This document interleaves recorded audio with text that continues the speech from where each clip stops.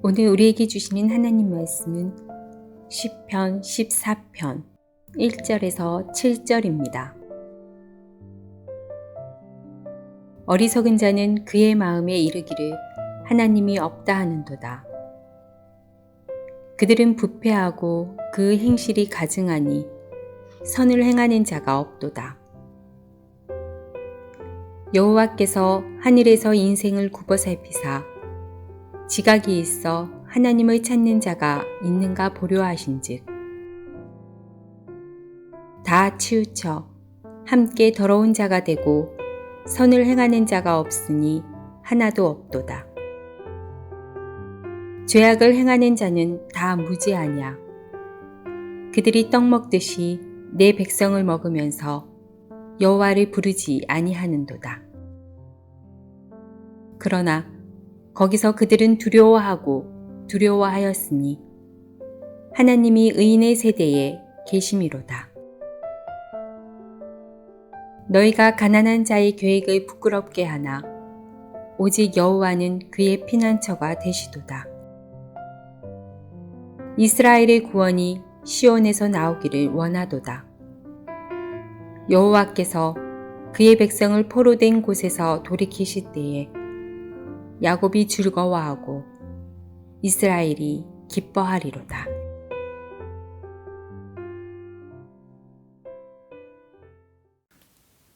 시편 14편의 말씀은 강력한 악의 세력에 직면한 가난한 의인들을 격려하고 그들을 교훈하기 위한 시입니다. 그렇다면 이 시는 우리와 동떨어진 것이 아니라 바로 우리가 직면하고 있는 시라고 할 수 있고 우리 개개인들을 향한 격려와 교훈의 시라고 이해할 수 있습니다. 그런데 여기 14편 4절을 보게 되면 그들이 떡 먹듯이 내 백성을 먹으면서라고 표현하고 있습니다. 그러니까 이 시편 14편의 배경은 악인들이 하나님의 백성을 떡 먹듯이 먹는 시대다라는 것을 알 수 있습니다. 이 시편 14편과 거의 동일한 시가 시편 53편입니다. 확인해 보시면 내용이 거의 동일하다는 것을 알 수 있습니다. 시편 총 150편 중에 거의 동일한 시가 2개가 기록되어 있다는 것은 이 14편과 53편이 이스라엘의 예배 가운데 자주 그리고 널리 사용되었다는 것을 보여줍니다. 오늘 본문의 첫 절인 14편 1절 말씀입니다. 어리석은 자는 그의 마음에 이르기를 하나님이 없다 하는도다. 그들은 부패하고 그 행실이 가증하니 선을 행하는 자가 없도다. 어리석은 자는 그의 마음에 이르기를 하나님이 없다 하는도다 라고 말하고 있습니다. 그렇기 때문에 시편 14편은 어리석은 자는 누구며 어리석음이란 무엇인가 라는 주제를 다루고 있는 것을 보게 됩니다. 누가 어리석은 자입니까? 사전에서 정의하는 어리석음이란 슬기롭지 못하고 둔하다라고 되어 있습니다. 세상에서 얘기하는 어리석음이란 지적 능력과 연관되어 있다는 것입니다. 그렇다면 성경에서 말씀하는 어리석음은 무엇인가? 성경은 오히려 고도로 지적인 사람이 더 어리석을 수 있다라고 말씀합니다. 하나님 없이 세상에 사는 사람들 가운데 똑똑한 사람들 정말 많습니다. 그러나 사실은 그들이 어리석은 사람이다라고 하시는 것입니다. 반대로 세상에서는 어리석게 짝이 없어 보이지만 그가 하나님을 의지하고 살고 있다면 사실은 그가 바로 지혜로운 사람이다라고 말씀하십니다. 하나님이 없다고 하는 사람들 많이 있습니다. 무신론자라고 하죠. 무신론이 하나의 종교가 되고 있는 시대에 우리는 살고 있습니다. 그런데 교회를 다니는 사람 중에도 삶의 결정적인 순간에 하나님께 순종하지 않는 사람들이 있습니다. 그들 또한 무신론자라고 말할 수 있습니다. 그들은 교회는 다니지만 인생의 주인이 하나님이신 것을 믿지 않는 것입니다.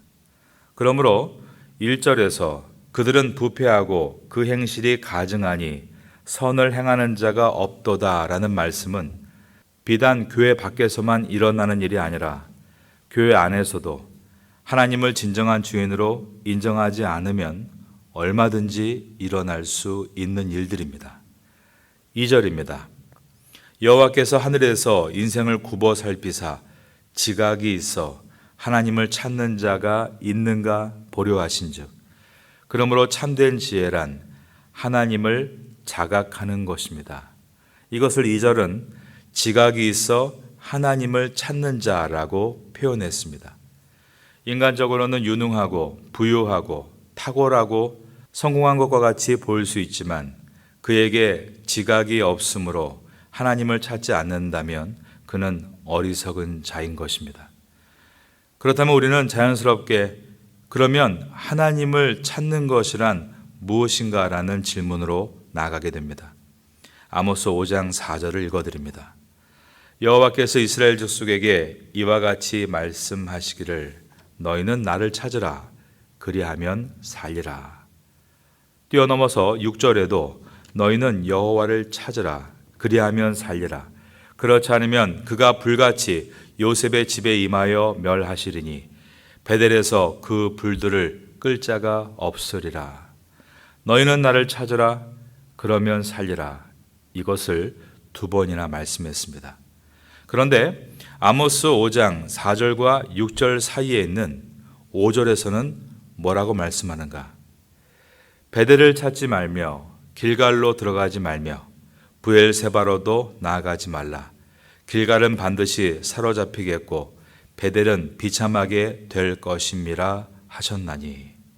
이 뜻은 성지를 찾지 말라라는 말씀입니다. 아모스가 예언할 당시에 북이스라엘은 경제적으로 가장 번성하고 있었고 군사적으로 가장 강력한 최대의 번영을 누리고 있었습니다.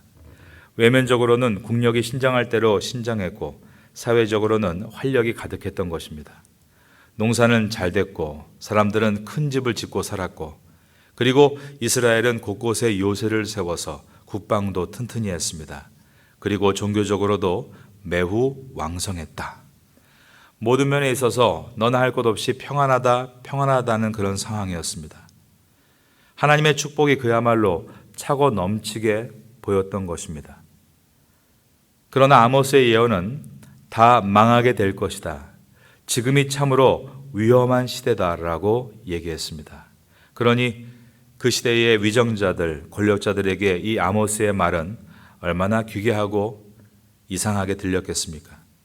그들은 아모스가 괜히 사회 불안을 조장하려 하고 있다고 그를 질책하는 분위기가 완연했습니다.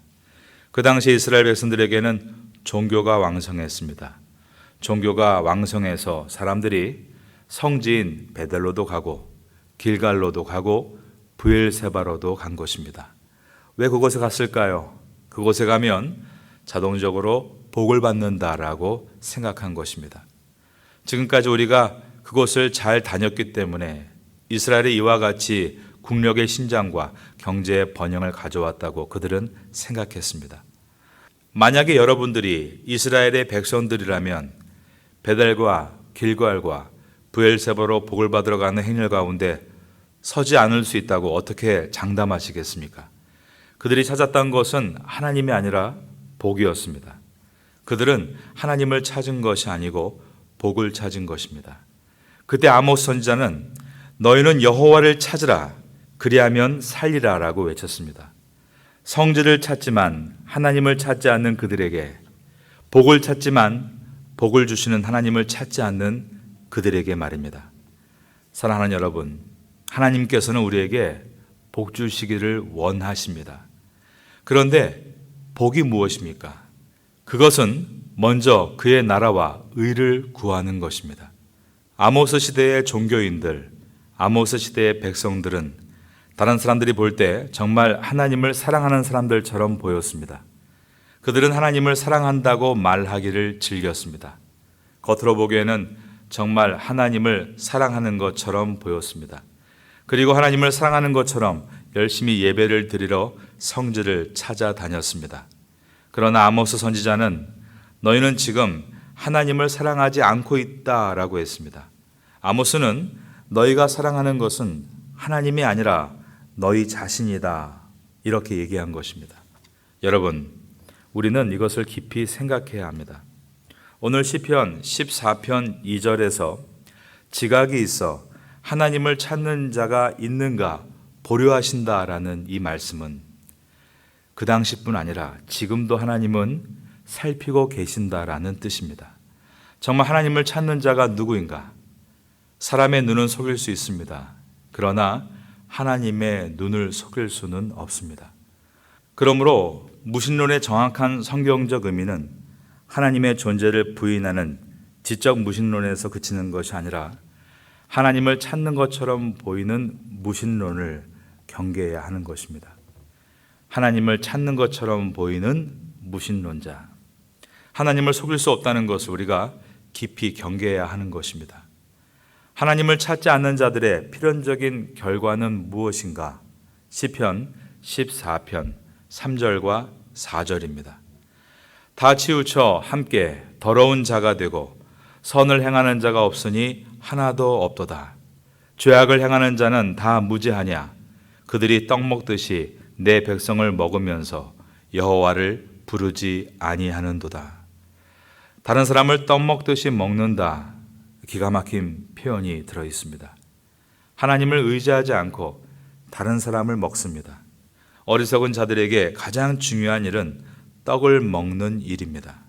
그러나 지혜로운 자들에게 가장 중요한 일은 따로 있습니다. 예수님께서는 사람은 떡으로만 사는 것이 아니다라고 말씀하셨습니다.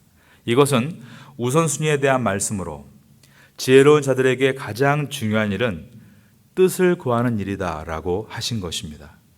어리석은 자는 이 땅을 살면서 무조건 떡만을 구합니다. 그러다가 다른 사람을 떡 먹듯이 먹는 일들까지 서슴지 않고 합니다.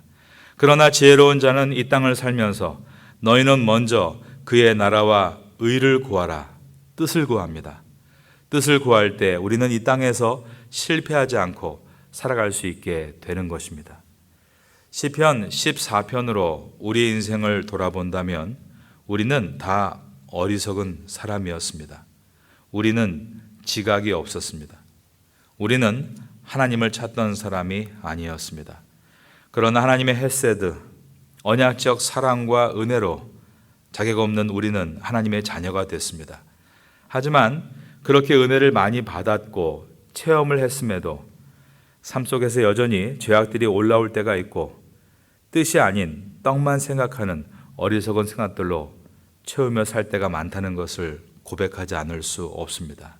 사도 바울은 시편 14편의 이 말씀을 인용해서 로마서 3장 10절과 13절까지 이렇게 기록했습니다. 기록된 바 의인은 없나니 하나도 없으며 깨닫는 자도 없고 하나님을 찾는 자도 없고 다 치우쳐 한 가지로 무익하게 되고 선을 행하는 자는 없나니 하나도 없도다. 이것은 죄의 보편성과 죄의 심각성입니다. 여러분, 죄는 무엇입니까? 죄는 악한 행동만이 아닙니다. 악한 행동 이전에 죄의 본질은 하나님을 찾지 않고 하나님을 두려워하지 않는 죄된 태도입니다. 그것을 성경은 불경건이라고 합니다. 로마서는 하나님을 향해서 짓는 죄를 불경건이라 하고 있고 그 결과로 필연적으로 인간을 향해서 짓는 죄를 불이라고 표현했습니다. 시편 14편 5절입니다. 그러나 거기서 그들은 두려워하고 두려워하였으니 하나님이 악인의 세대에 계심이로다. 하나님을 두려워하지 않는 것은 어리석은 것입니다. 하나님은 온 우주 만물을 지으신 살아계신 능력의 하나님이시고 그 하나님은 공의의 하나님으로서 불의를 반드시 심판하시기 때문입니다. 그리고 하나님이 의인의 세대에 계신다라는 뜻은 언제든지 어떤 상황에서든지 의인을 승리하게 하시는 하나님이시다라는 뜻입니다. 여러분은 이 말씀을 붙들고 의인으로 서셔서 승리하시기를 주님의 이름으로 축원합니다. 6절입니다. 너희가 가난한 자의 계획을 부끄럽게 하나 오직 여호와는 그의 피난처가 되시도다. 여기서 가난한 자는 의의 길을 걷기 위해 가난하게 된 사람들입니다.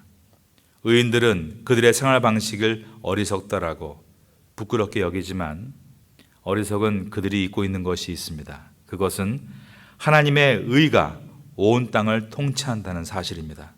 여러분, 의의 하나님은 오늘도 여러분이 있는 모든 곳에 계십니다. 무소부재하신 편만하신 하나님이십니다. 그것을 믿고 의의 자리에 서는 것을 두려워하거나 부끄러워하지 말기를 바랍니다.